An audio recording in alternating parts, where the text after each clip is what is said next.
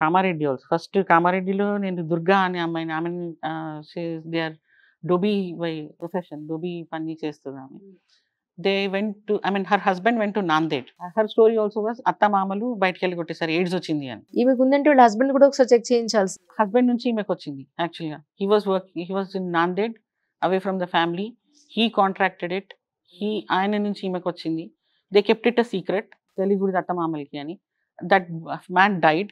ఈమెది ఇంకా రోగం పైకొచ్చే కొద్దీ she had a skin infection అవుట్‌వర్డ్‌గా కనిపించడానికి. అక్కడ నిజామాబాద్‌కి పంపించి వాళ్ళు అక్కడ చెక్ చేపించినప్పుడు they said she has AIDS. Then ఆమెని బ్రాండ్ చేశారు. ఇంట్లోంచి ఎల్లగొట్టడము. ఒక పాప ఉంటే ఆ పాపని కూడా దగ్గర రానికపోవడం. అంటే వస్తే ఆ పాప వస్తే ఈమె జబ్బు అంటుకుంటది అన్నది వాళ్ళకి భయం.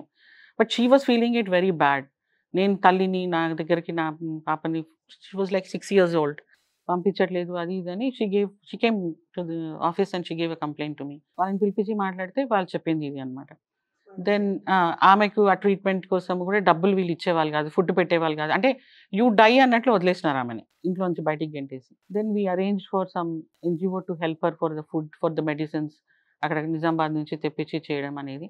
లాస్ట్‌కి వాళ్ళకి అత్తమామల్ని కన్విన్స్ చేసి ఏంటంటే, మీకున్న పొలంలో ఆమెకు కొంచెం అంటే నెలకి ఇంత అని ఇవ్వండి. ఆమె బతికినన్ని రోజులు ఆమెకి ఇవ్వండి అంటే then those days they agreed to give her some 2000 rupees per month 2003లో.